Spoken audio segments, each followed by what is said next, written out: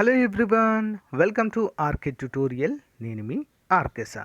Friends, ఈరోజు మనము ఆంధ్రప్రదేశ్ రాష్ట్రంలో విడుదలైనటువంటి ఏపీ పోలీస్ ఎస్ఐ కానిస్టేబుల్ ఉద్యోగాల ప్రిలిమ్స్ మరియు హైకోర్టు ఉద్యోగాలకు సంబంధించినటువంటి మోడల్ పేపర్స్ అయితే చూడబోతున్నాము. వరుస క్రమంలో ఇది 3వ మోడల్ పేపర్ అండి. ప్రతిరోజు కూడా చాలా ముఖ్యమైనటువంటి లేటెస్ట్ అప్డేట్స్ అయితే మీకు తెలియజేస్తూనే ఉంటాను.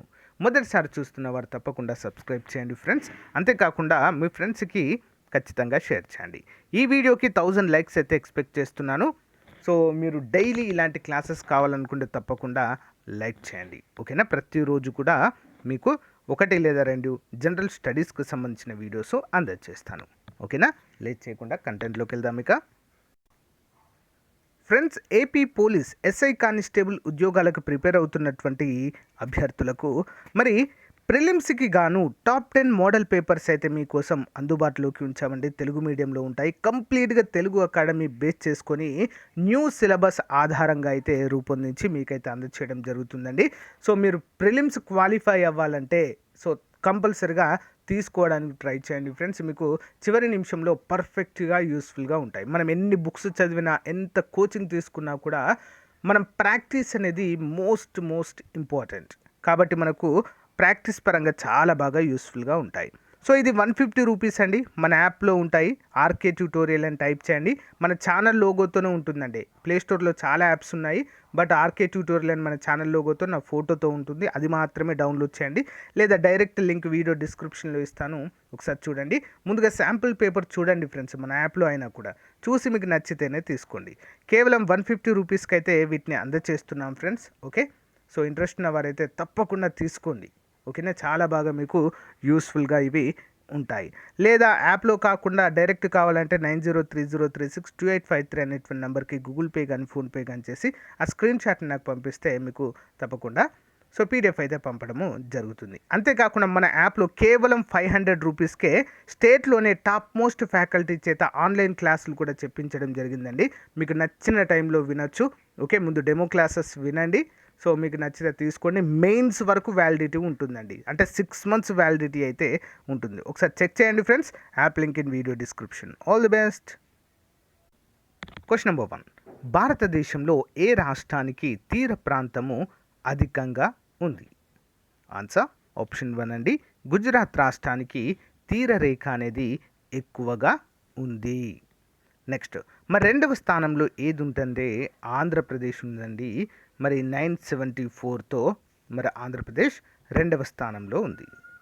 నెక్స్ట్, భారతదేశంలో ఏ రాష్ట్రానికి భూ వైశాల్యము తక్కువగా ఉంది? సింపుల్గా చెప్పాలంటే అతి చిన్న స్టేట్ వైశాల్య పరంగా. ఆన్సర్ ఆప్షన్ 1 అండి, గోవా రాష్ట్రం అయితే ఉంది. మరి అతిపెద్ద రాష్ట్రం ఏంటి అండి అంటే రాజస్థాన్, ఓకే? రాజస్థాన్. భారతదేశంలో ఏ రాష్ట్రాల మధ్య సరిహద్దులు చైనా దేశ సరిహద్దుతో కలిసి ఉన్నాయి? Answer option 1 ACD, Jammu Kashmir, Arunachal Pradesh, Himachal Pradesh. So వీటితో సరిహద్దును పంచుకుంటున్నాయండి చైనా దేశంతో. నెక్స్ట్, దక్షిణ భారతదేశంలో నెలకొన్న సుప్రసిద్ధ కొండ ప్రదేశము కొడైకెనాల్ ఏ కొండల పైన ఉంది? ఆప్షన్ 1 పళని కొండలు. ఎక్కడండి? పళని కొండల్లో ఉండడం అయితే మనము చూడవచ్చు.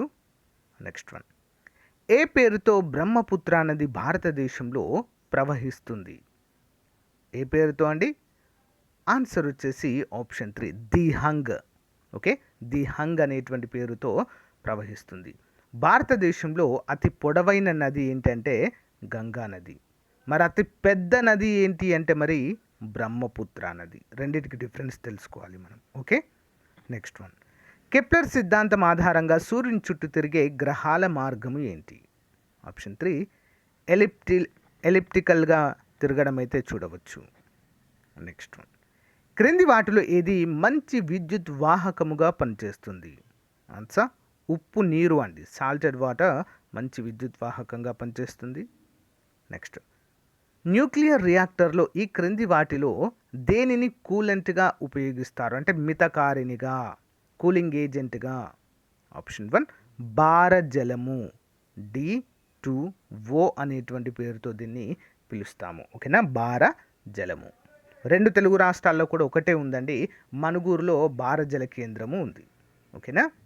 నెక్స్ట్ వన్, తెలంగాణలో ఒక వస్తువు నిలకడగా ఉంది అంటే దానికి డాష్ ఉంది అని అర్థము. ఏముందని అర్థం అండి?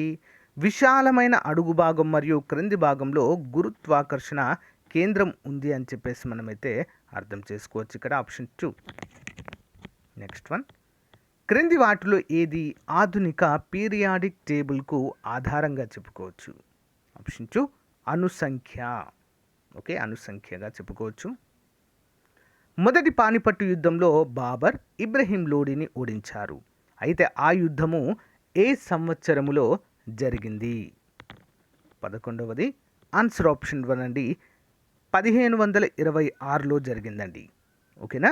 సో మొఘల్ సామ్రాజ్య స్థాపనకు పునాది వేసినటువంటి యుద్ధంగా దీన్ని చెప్పుకోవచ్చు. నెక్స్ట్, క్రింది వారిలో ఎవరు తన రాజ్యాన్ని సాధారణ పరిపాలనలో భాగంగా ఇక్తాలుగా విభజించారు? ఇక్తాలుగా. ఆప్షన్ 2 ఇల్టుట్ మిష్. నెక్స్ట్ వన్, ఏ రాజు మొట్టమొదట తన పరిపాలనలో వ్యవసాయ మంత్రిత్వ శాఖను ఏర్పరచాడు? 13 ఆప్షన్ 2 అండి, మహమ్మద్ బిన్ తుగ్లక్. నెక్స్ట్ వన్, తులసీదాసు రామ్ చరిత్ మానస్ గ్రంథాన్ని ఏ రాజు పాలనా సమయంలో రాయడం అయితే జరిగింది?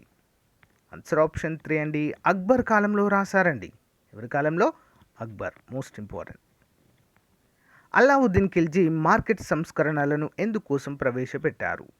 ఆప్షన్ 3 విశాలమైన సైనిక దళాన్ని నిర్వహించడానికి కావలసిన ఆర్థిక అవసరాల కోసము. నెక్స్ట్ వన్, అత్యంత తీపి కలిగినటువంటి చక్కెర క్రింది వాటిలో ఏది అంటే ఫ్రక్టోజ్ అండి. Okay, fructose. దీన్ని ఫ్రూట్ షుగర్ అంటాం. ఓకేనా, ఫ్రూట్ షుగర్. పళ్ళలో ఉండేటువంటి చక్కెర, తేనెలో ఉండేటువంటి చక్కెర, హనీ షుగర్ అని కూడా దీన్ని పిలుస్తాము. నెక్స్ట్ వన్, డిపిటి అనే మందు దేనికోసం ఉపయోగిస్తారు? Option 2 diphtheria, whooping cough, tetanus. Diphtheria కోరింత దగ్గు మరియు టెటానస్ అని కూడా మనము దీన్ని పిలుస్తాం. ఊఫింగ్ కాఫ్ అంటే కోరింత దగ్గు. ఓకేనా. టెటానస్ అంటే ధనుర్వాతము. So important. నెక్స్ట్ వన్ చూద్దాం. క్రింది వాటిలో ఏ పద్ధతిని ఉపయోగించి పిల్లవాడి తండ్రి వారసత్వాన్ని నిర్ధారిస్తారు? ఆప్షన్ 3 అండి, DNA పరిమాణ విశ్లేషణని ఆధారంగా చూస్తారు. విటమిన్ డి అత్యధికంగా లభించేటువంటి ఆహారం ఏది? Vitamin D. Option 1 cod liver oil.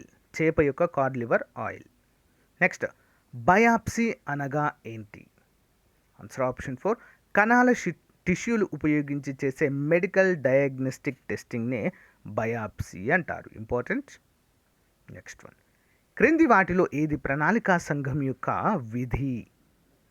Option 1 అండి, ప్రణాళికలను సిద్ధం చేయడం అంతే. ఓకే, ప్రణాళికలను సిద్ధం చేయడం వరకే దీని యొక్క బాధ్యత. దాన్ని అమలుపరచడము మరి జాతీయ అభివృద్ధి సంస్థ.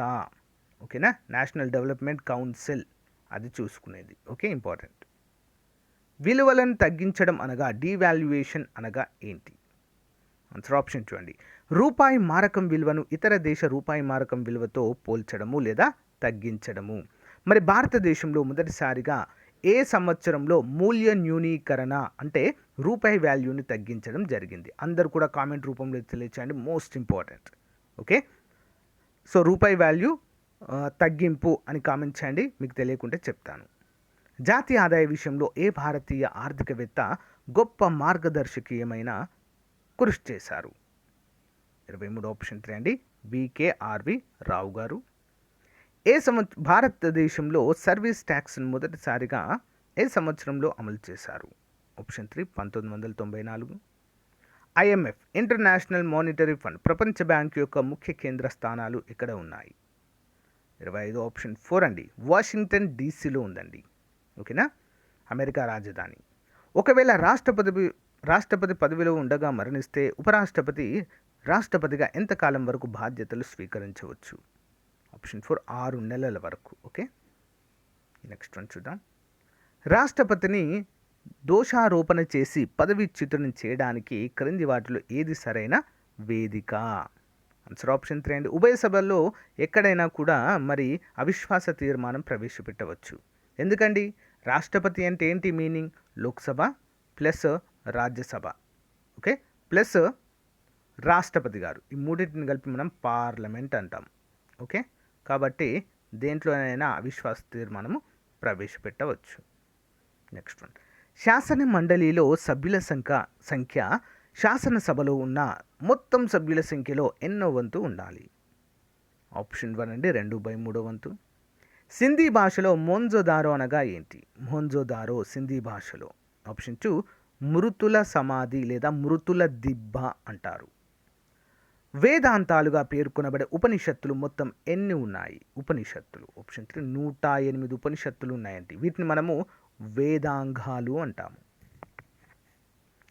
యోగ సిద్ధాంతాన్ని వ్యాఖ్యానించిన మొదటి వ్యక్తి ఎవరు? ఆప్షన్ 1 పతాంజలి. తంజావూరులోని బృహదీశ్వరాలయాన్ని ఎవరు నిర్మించడం జరిగింది?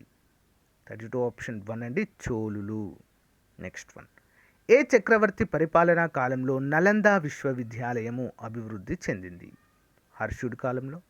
నెక్స్ట్, భారత రాజ్యాంగ కమిటీ ఈ క్రింది వారిలో ఎవరు రాజ్యాంగ సలహాదారుగా పనిచేశారు? 34 ఆప్షన్ 1 అండి బిఎన్ రావు. భారత రాజ్యాంగంలోని 8వ అధికరణలో ఎన్ని భాషలను గుర్తించడం జరిగింది? ఆప్షన్ 3 మొత్తం 22 భాషలు 8వ అధికరణలో ఉంటాయండి. భారత రాజ్యాంగంలోని 12వ అధికరణ దీని గురించి తెలియజేస్తుంది. 12వ అధికరణ ఇంపార్టెంట్. ఆప్షన్ 2 ఏ విషయాలపై మున్సిపాలిటీలకు అధికారం ఉండవచ్చు అనేది తెలియజేస్తుంది ఇక్కడ. Next one, black hole episode అనే దానికి ముఖ్య కారణము? ఆప్షన్ 2 అండి ప్లాసీ యుద్ధము. ఓకేనా, చీకటి గది ఉదంతం అండి. ఓకే, చీకటి గది ఉదంతము దేనికి గల ముఖ్య కారణం అంటే ప్లాసీ యుద్ధానికి. భారతదేశంలో అడుగుపెట్టిన మొట్టమొదటి యూరోపియన్లు ఎవరు? ఆప్షన్ 4 పోర్చుగీస్ వారండి 1498. ఓకే, నెక్స్ట్ వన్, భారతదేశానికి చెందిన నెమలి సింహాసనాన్ని కోహినూర్ వజ్రాన్ని ఎవరు దొంగిలించుకుపోయారు? Option 3 Nadir Shah. Next one, చివరి క్వశ్చన్, ఏ యూరోపియన్ రచయిత భగవద్గీతను మొట్టమొదట ఆంగ్లంలోనికి తర్జమా చేశారు? 45 ఆప్షన్ 2 అండి చార్లెస్ వికిన్స్. సో గైస్, ఇది రోజుకు సంబంధించినటువంటి మోడల్ పేపర్ అండి. ప్రతిరోజు ఇలాంటి model papers AP police constable SI prelims మరియు హైకోర్టు ఉద్యోగాలు కూడా మనకు స్టార్ట్ కాబోతున్నాయండి. రెండింటికి కూడా మోస్ట్ ఇంపార్టెంట్. అంతేకాకుండా రెండింటికి మోడల్ పేపర్స్ మన యాప్లో ఉన్నాయండి. అండ్ క్లాసెస్ కూడా అందుబాటులో ఉన్నాయి. సో ఇంట్రెస్ట్ ఉన్నవారు తీసుకోండి. ఓకేనా, thank you friends, thank you for you valuable time, thank you for support. చిన్న లైక్ చేసి సపోర్ట్ చేయండి ఫ్రెండ్స్. Thank you.